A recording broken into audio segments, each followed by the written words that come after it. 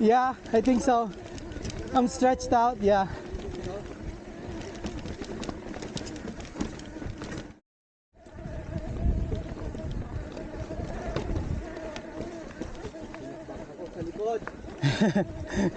You got spoiled.